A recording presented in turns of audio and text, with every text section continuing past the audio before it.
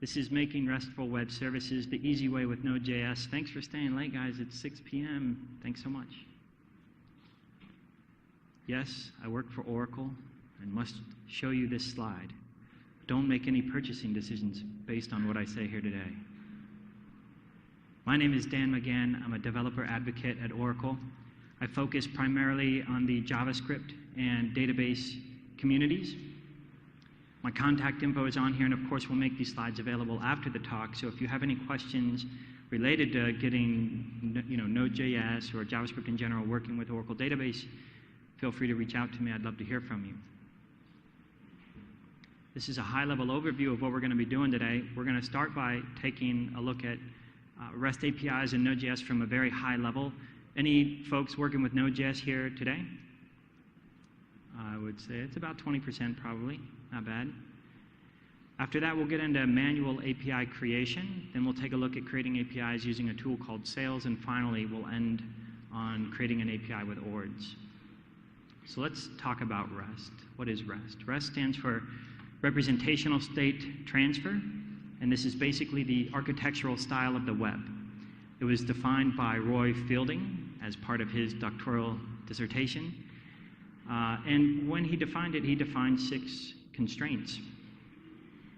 So those constraints are things that make sense when you're doing an API and you want to be able to scale it, like having a uniform interface. That makes sense. Making it stateless and layered and cacheable.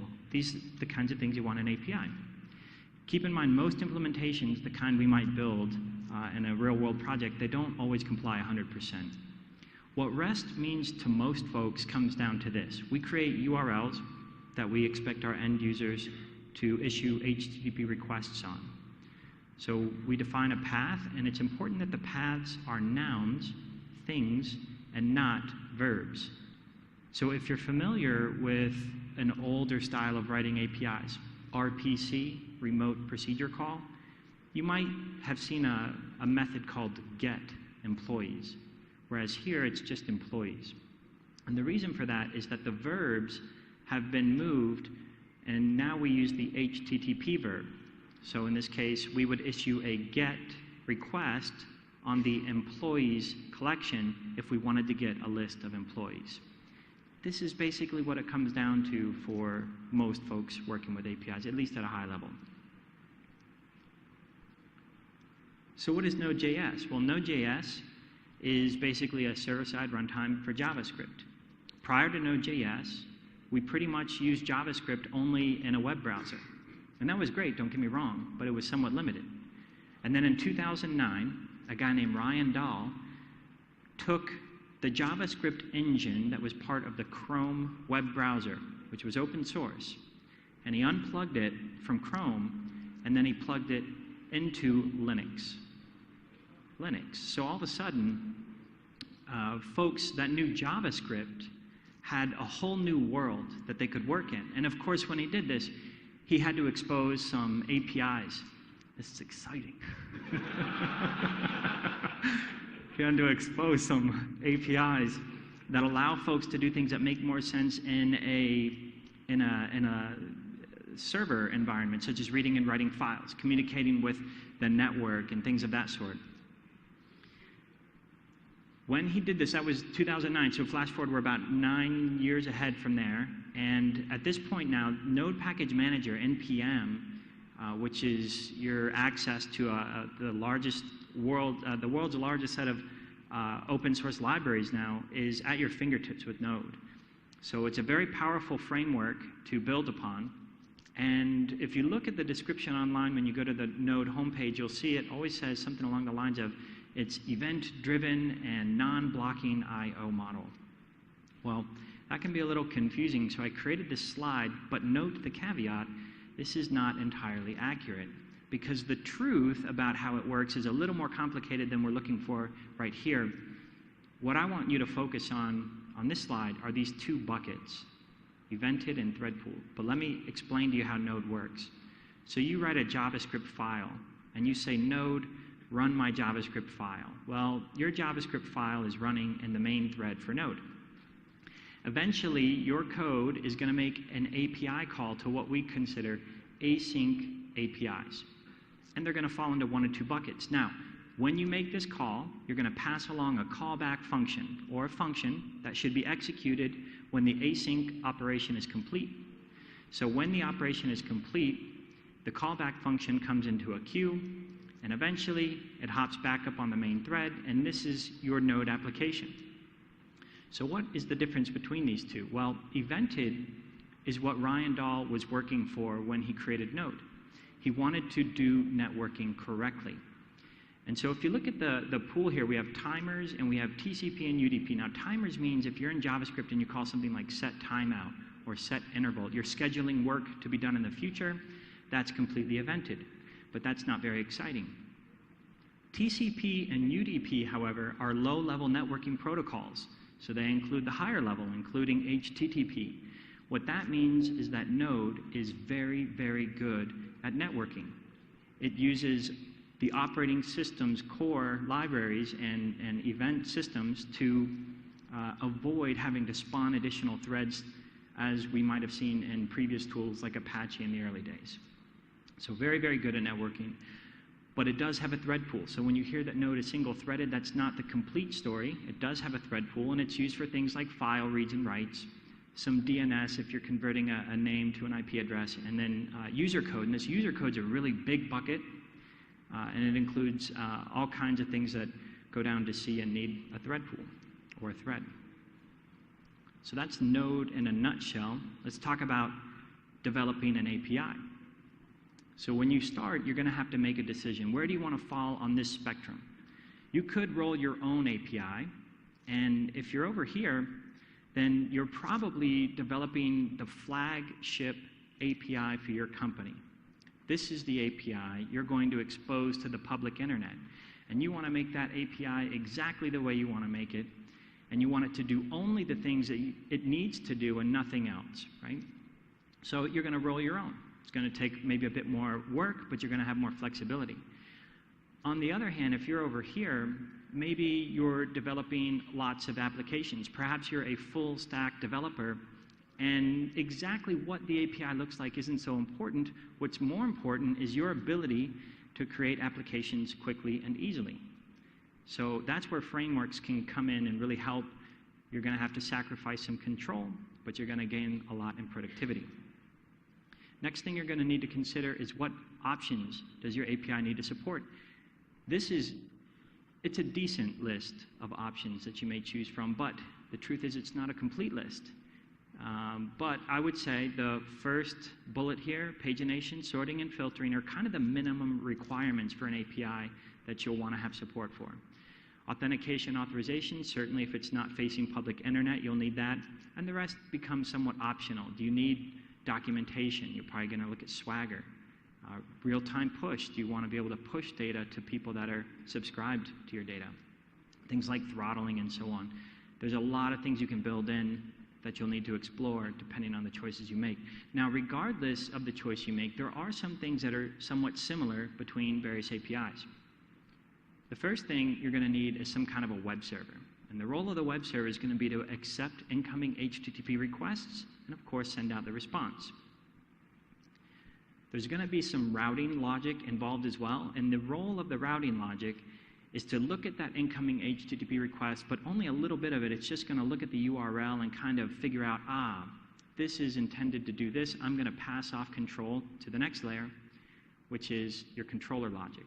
The controller logic is going to do a lot of work. It's going to look at the request even deeper. It's going to see what it is sending over, what it's wanting, and then work with other APIs at lower levels, such as database APIs, to build up its response, and then it's going to send it back out. And you can kind of imagine, this incoming HTTP request coming in through this, winding in and then winding back out on the response. That's essentially what happens here. Now, exactly how you go about implementing all of this is completely up to you. So we're going to start by looking at a manual API. So I mentioned you need a web server. Well, which one? When you go to start with Node, you'll find that in the Node community, there's multiple options for pretty much everything. The most popular web server by far is called Express. This is the one I would recommend you start with. Keep in mind it is a little bit lower level, but again, that's a good thing in many cases. But if you're looking for more structure or more convention out of the box, I've listed some other options here. Restify, Kraken, and Happy. Feel free to take a look at those, but I'm going to go with Express. When it comes to database logic, you'll have a general choice to make. Do you either A, want to work with a driver, or B, an ORM, or Object Relational Mapper? Drivers are very low level, but the thing is they're purpose-built for the database that you're interacting with, and so they're going to expose all the features of that database in a way that you can utilize them in the apps you're building. ORMs, on the other hand, take a different approach. What they want to do is sort of make the code database agnostic, and so it can be convenient, especially if you're writing software that needs to run on multiple databases. They're going to abstract away all that logic, but sometimes you sacrifice control and certain functionality that your particular database may be offering. So I'm going to use the Oracle Database Driver for Node.js for the manual implementation here. And this is a class hierarchy or overview of what you get when you install this driver. So it all starts with the base class, and use the base class to do one of two things. You're either A, going to create a connection. We call these one-off or dedicated connections to the database. Or you're going to create a pool, and then you're going to use the pool to get your connections. Now, if you're creating an API, you do not want to create one-off dedicated connections. You must create a pool if you want it to scale. Now, once you get your connection, that's pretty much it. You can do anything you need, execute any queries, PL SQL. We have more advanced classes if needed for things like read consistent views of data. If you're ingesting a lot of data, then you can use a result set or log class. So you've chosen your web server. You know you're going to use the driver. Now you got to start writing some code. The question is, where do you start? And to answer that question, so you don't kind of get stuck up and start from scratch, I'm just going to propose this very basic directory structure. And it starts with this package.json. So the package.json, if you're not familiar with Node.js, this is basically a manifest file that Node uses to keep track of your application. It's going to have the application's name, a description, as well as a list of all of the dependencies that your application is using. Here we have the index.js. In my case, this is going to be the main file. If you're familiar with Java, this is the single file that's going to kickstart the application and get everything going. I have a folder here called services. It's just a generic directory for any kind of code you want to stick somewhere. Some folks will call this lib. You can pick whatever name you like. You don't have to stick with this structure. We have a controllers directory, which of course is going to be used for all of our controller logic. And I have a database APIs directory. And the reason I have a database APIs, most folks will call this models, is because I'm not using an ORM. If you're using an ORM, this is typically called models. And finally, there's a config directory. And of course, what you want to do over time is try and move any kind of hard-coded literals, things like that, out of things like ports and bindings and passwords. Get all of that out of your regular files and move it into the configuration directory to make your application more portable over time. All right, let's take a look at what a manual API looks like. And of course, it wouldn't be practical for you to watch me write a manual API from scratch. So I have this little demo here, and the directory structure should look somewhat familiar. And we're going to start then with that main file I was telling you about. So you can see what I'm doing here in the beginning. I'm bringing in some of those services, the web service and a database service. And then I have a function here called startup. And you can see I'm invoking startup down here. So what startup is doing is going into that database module and invoking a function called initialize. That's going to start a connection pool to the database. When that's done, we can use the web server module's initialize to start up the web server so that we can start accepting HTTP connections. That web server is here, so it's in the services directory.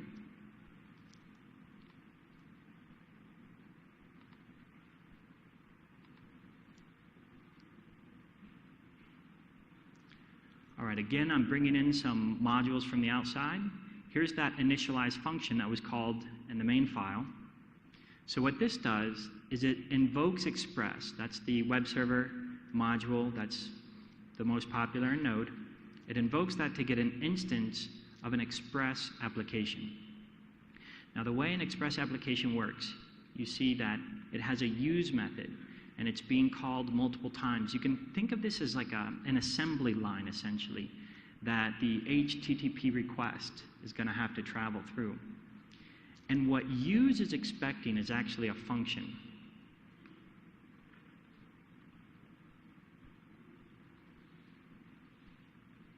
And it's a function that has a certain signature. It looks like this. And so within the body of your function, you do whatever work you need. And what you're passed is the incoming HTTP request object. This is going to tell you everything about the request. It's really detailed.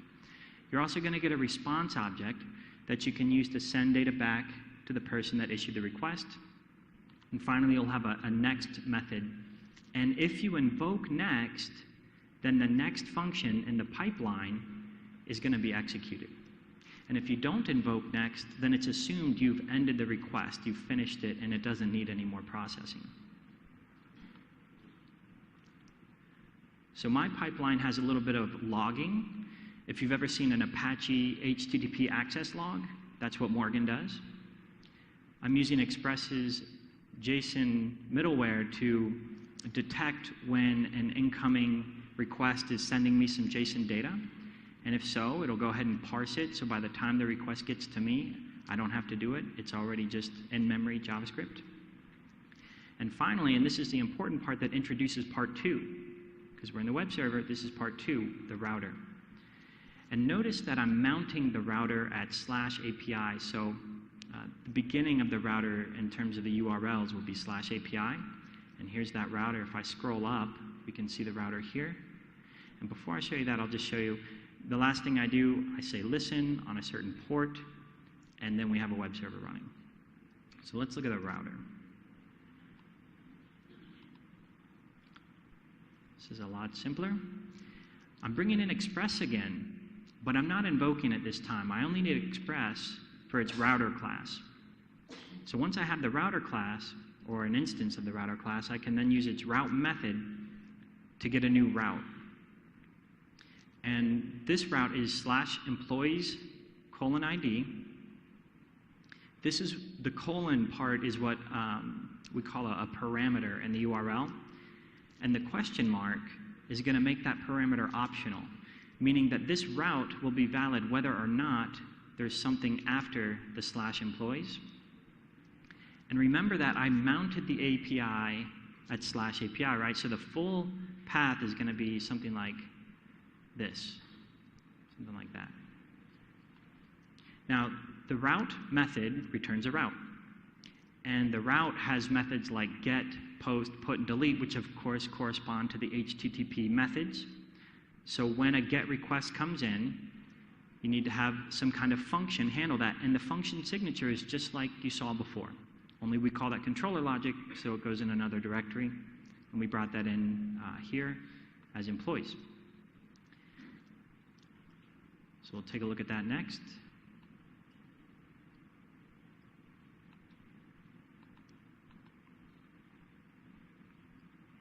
All right, so this is where the bulk of the work will be done.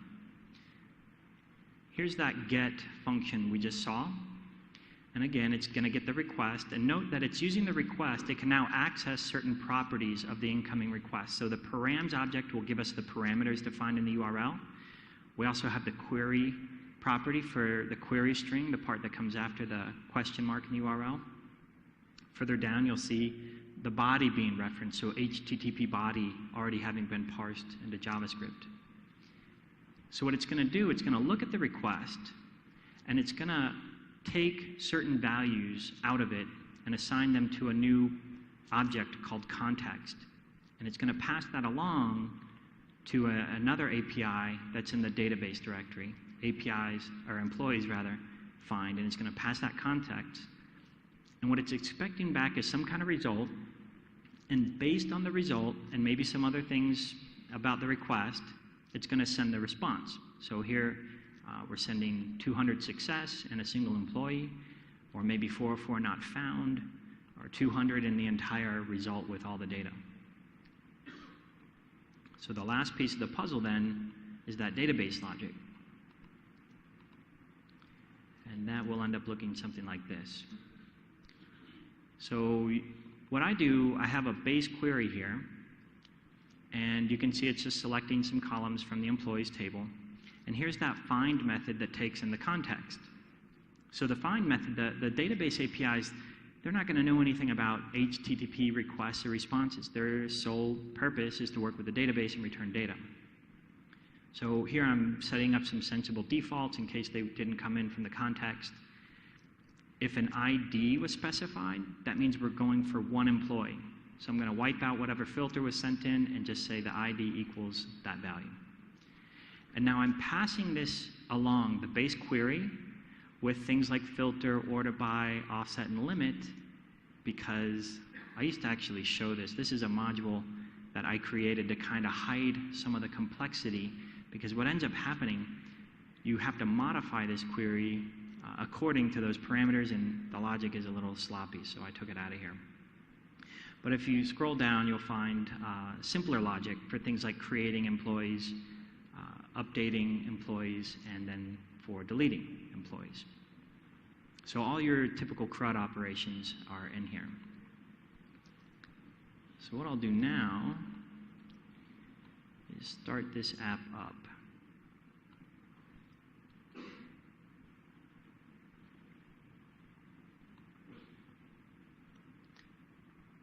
So when you say node period, it looks in the package.json to find the main file. It then goes to the main file and runs that. So it says our web server is now listening on localhost port 3000. And now I'm going to open an app I like to use when testing REST APIs called Paw. Paw, unfortunately, is Mac only, and it's also not free. So if you're not using Mac or you don't want to pay for Paw, then I highly recommend another tool called Postman. Thank you. I was totally blanking on that. All right. So you can see what I'm doing here. I'm going to issue a GET request on localhost port 3000/API/employees.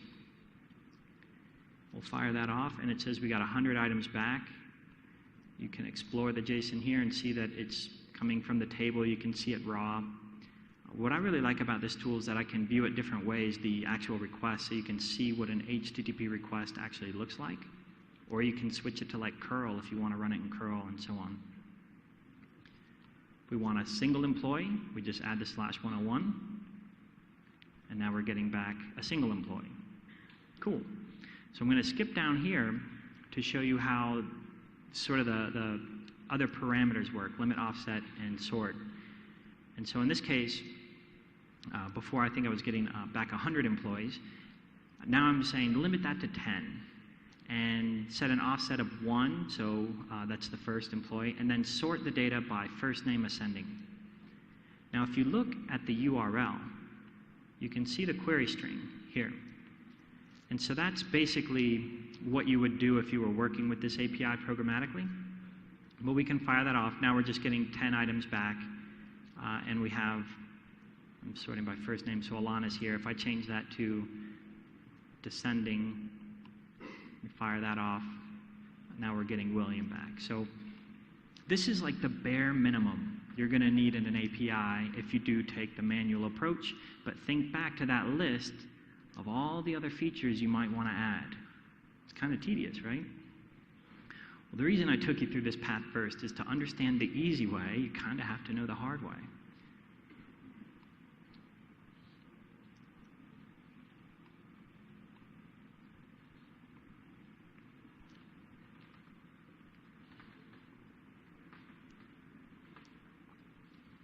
So manual APIs are great when you need the low-level control. GET requests can be a little bit tough right now when you add those parameters. ORMs can actually help in this area, but I'm hoping we'll have some other options in the near future. Let's take a look at Sails. So this gets us into what are known as MVC or API frameworks. And frameworks in this area are going to be like all-in-one solutions. They're just going to do everything for you, and they're going to favor convention over configuration. And what that means is Unlike if you do it manually, like let's say you want to build a house, right? You're going to build the house exactly like you need the house. That's what you do when you do things manually. With a framework, it's kind of like, this is the house we build. Take it or leave it, right? And you don't want to modify this house to then meet your needs. Then you're working against the grain.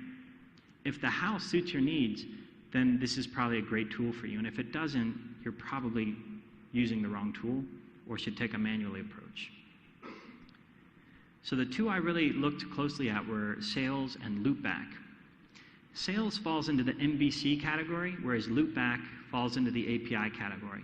Now what it means by MVC is that Sails is a bit more flexible than Loopback. It does a bit more. In addition to creating your API, it's also a full-fledged web server. It will generate dynamic HTML web pages for you using the models and the APIs it creates as well. It has a great feature called Blueprints that makes it really kind of fun, actually, and easy to prototype APIs. It does have basic WebSocket integration, so if you do need that push to the clients, it supports that. Loopback, on the other hand, is just the API, so it's really good if that's all you need, but it's not going to do anything else. My favorite feature here, it has discovery APIs, so when it comes to these tools, they're going to use ORMs and not lower level drivers. I mean, they do under the hood, but not directly. And so when you think about creating models in a mid-tier like Node, it's kind of weird because, in reality, you've already created your model in your database. That's where I do my data modeling. And so to recreate a model in the mid-tier, and frankly now we also recreate the models in front-end projects as well, it seems to be a bit of a waste. Their tool here, Discovery APIs, will go in and basically generate the models for you so you can just plug them into Node, which is really nice. So getting started with Sails is pretty simple. You install it like you would anything else in the Node ecosystem with npm. So npm install Sails. This is the global flag. That's fine for this particular tool anyway. Then you create your application with Sails, new, and follow that with the name of your application directory. To start the app, go into the directory and use Sails lift. Sails lift, get it? And then finally, if you do want to work with Oracle, you'll have to install what they call the adapter for Oracle, which is listed here. So let's take a look at Sails.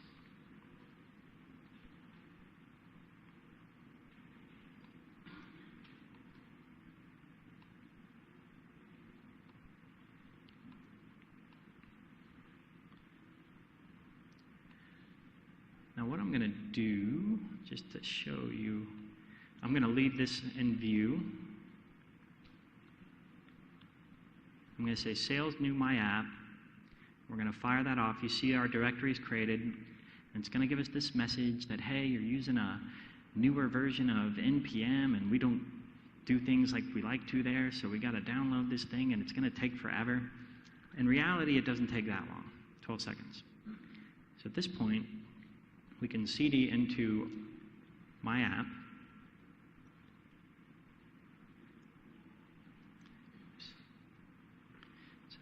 Looks a bit better over here, actually. All right, so you can see I haven't really done any work, right? And I have essentially a complete application ready to go. This can be a little intimidating at first because there's a lot of buttons and knobs to turn and you don't know exactly how everything works, whereas when you take the manual approach, you wrote it all, so you know. So two different approaches. But if you look in, for example, API, you'll see controllers and models. And if you look in config, you'll see lots of configuration files for all of those great features I was telling you about, right? So you just got to start to use them. So let's use Sails. What I'm going to do is open up API. We'll go into it, and I'll open up controllers and models just to show you what happens with this next command. So I'm going to do Sails generate API employees. And when we fire that off, you see that it basically created two files for us. These are little stubs. But at this point, I should be able to start my app. So we're going to do Sails lift. And you can't see this prompt. I'm going to select one. It has to do with database schema migration. Number one is the safe choice. Stick with one. All right, so it says it's up and running, gives us a cute little image, and it's on port 1337. So what I'll do is open my sales test file. And we'll start with a basic request on employees. So I issue the get, it says 200 OK, and returns to me an empty array. Okay. What about post? And post correlates to an insert in a database. So you can see what I'm doing here. You can see the HTTP equivalent. We send that request, 201 created. All right, we go back, reissue the same get, and now there's our employee. Let's see who is paying attention. Did anyone see me plug this into Oracle database? No, right? So this is that feature I was telling you about for API prototyping called blueprints. With just a couple commands, you can have these APIs, and basically you can think of this as Mongo Lite. What Sails is essentially doing is just writing JSON to disk. But this is a great way to start stubbing out an API almost immediately, right? So pretty cool, but not exactly what I wanted to do. I wanted to plug this into Oracle. And to do that, I need to open this code samples file. So the first thing we need to do is install that adapter I was telling you about. So we'll shut down Sails and run this command to install the adapter. The adapter is a little bit dated at this point. I can tell it's using an older version of our driver because it gets into some C-level compilation here, which is no longer necessary, but whatever. It'll take a few more seconds. And so once we have this installed, then we have the ability to start working with the driver. And the first thing we're going to need to do that is tell Sails how to use the new adapter.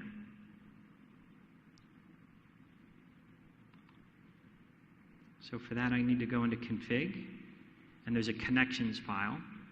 And you can see the only thing in here by default is that disk adapter for blueprints. I'm going to add this HR key. I'm going to tell it to use the adapter I just installed, and then we're going to point to some environment variables for the connect info for the database. So we'll save that. Oops.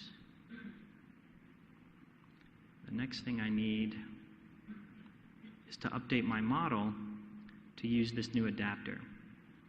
So we go into our new model file. We plug this in here, and I'm just telling it to use that new key in the connections file, right? Pretty straightforward. Now what I'm going to do is skip you through my learning process. First thing I learned is that Sails defaults to lowercase for the table names. I needed uppercase because Oracle uses uppercase. So I had to learn there's this property table name, and I had to override the default. Not so bad. Next thing I learned is that Sails is adding some columns I didn't necessarily want, like an auto primary key, created at, and updated at. Didn't need those, so I had to turn them off. Next thing I learned, columns are very much like table names. They're all defaulting to what Oracle does not use as a default. So here I am recreating a model and a middle tier that already exists in my database. At any rate,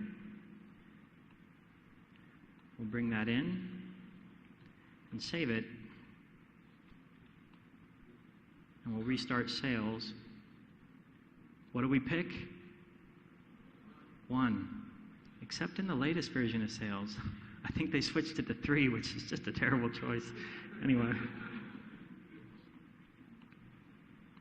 So we'll issue the same GET request as before, only now we're getting all of our data.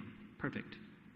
What I love about Sails, it supports limit, skip, and sort, which you'd expect, but in addition, it uses that ORM for the where clause. So if I don't have it checked and we issue this request, I'm getting 12 items back, and you can see John here.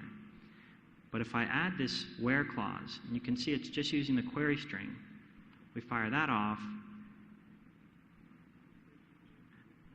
Oh, you know what? I pointed you to the wrong count before. So it's 98 items, verse 10, and of course here's Alan. These are just the properties of each item. So nice, right? I mean, compared to all that code I showed you before, even though, yeah, I had to redefine that model, we could probably automate that, right? So not too bad, but we get a lot of nice functionality for free.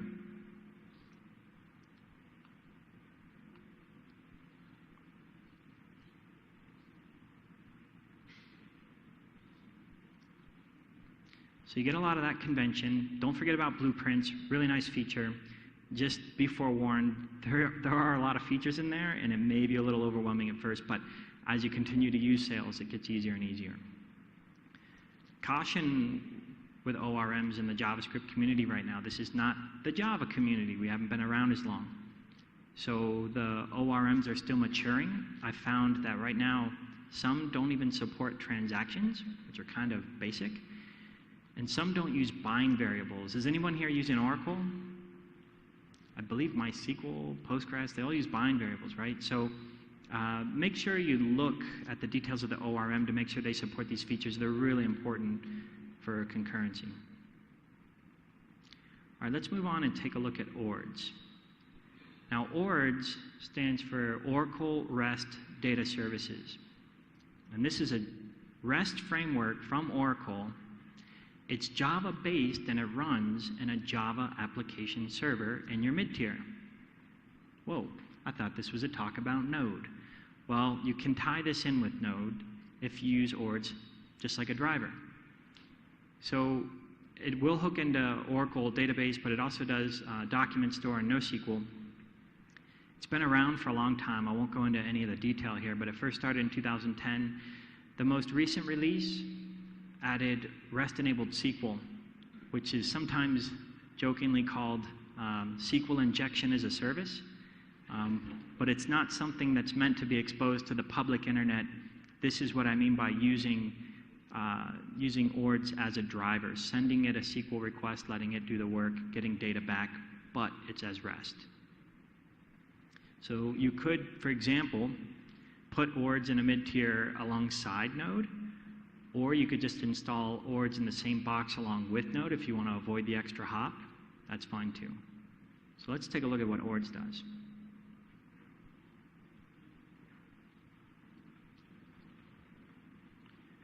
So this is SQL Developer, which is a tool that we use to, a GUI, a free graphical tool that we use to interact with Oracle database.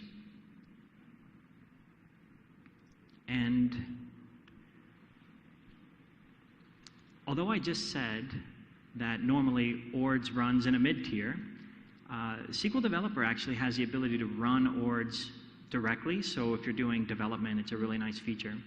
So what I'll do is go to Tools, REST Data Services, Run. And I've already done the configuration, so we should just be able to start this up. I'm going to start it up on port 9090. And let's get the next file ready.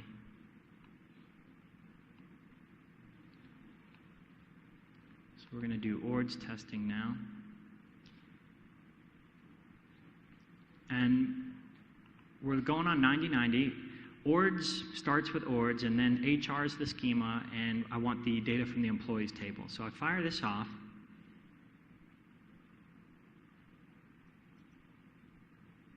We got 404 not found. That's probably a good thing because you wouldn't want to just like start ORDS and all your data is publicly exposed, right? So what you need to do is open a connection, and when you right-click, come down to REST Services, enable REST Services. I'm going to turn off authorization, but just know that it does have a built-in OAuth server, and it does authorization by default. And I'll just show you briefly that we're using a GUI that's executing some code. You don't have to use the GUI, and if you prefer working with code, you can do that too. It's PL SQL. So we'll finish that. And now we've enabled our schema, and what I want to do now is go into a table and show you, for example, employees. I'll right-click employees, enable REST service. So we're going to enable but turn off security. And we'll finish that. We'll go back to Paul now.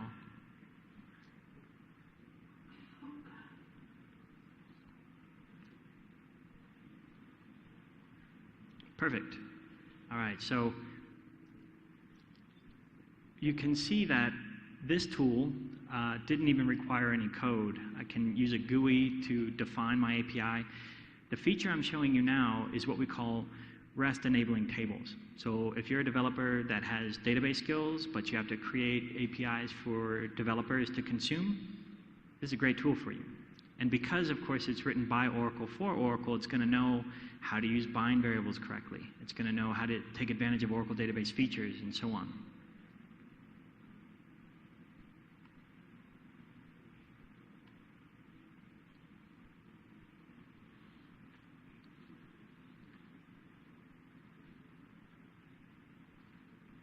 Oh, I did not show you that ORDS does have built-in support, as you would expect, for filtering, pagination, and so on. And again, it can be used alongside Node.js, or it could be used directly. It's completely up to you how you take advantage of it. So that's 3 different ways you could approach creating APIs, and of course there are many more. At the end of the day, unfortunately, there's no perfect solution. If you take the manual approach, you're going to have a lot of control, but you're going to write a lot of code. If you use an API framework, then you'll get some convention, but make sure that the conventions of the tool you're choosing fit the kind of work you're doing. Otherwise, you're working against the grain. You're not saving yourself any work. Just be aware that vendor tools are out there. I showed you one from Oracle, but if you're working with another database, perhaps they have one as well. The idea is that these tools may make certain tasks easier, so look to see if they're available and if you could leverage them as well. I do have some next steps here, in case anybody wants to kick the tires on any of this. I have a blog series. I'll show you this briefly.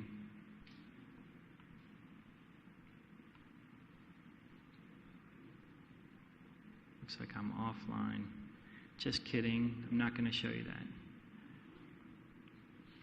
All right, so I have a series that shows you step by step how to start creating a REST API, starting from the web server and routing logic and database logic and so on. So if you're interested in that, check that out. And I have the links to some doc on Sails and ORDS. The last note I will leave you with, and did anyone attend the talk on GraphQL this morning? Cool. Keep an eye on GraphQL. Very cool looking technology. I'm not too sure where things will end up in terms of REST versus GraphQL, but I really like what I see in GraphQL, and probably in the near future this talk will be renamed GraphQL the Easy Way with Node.js. We'll see. Are there any questions? Hora das perguntas, se alguém tiver alguma.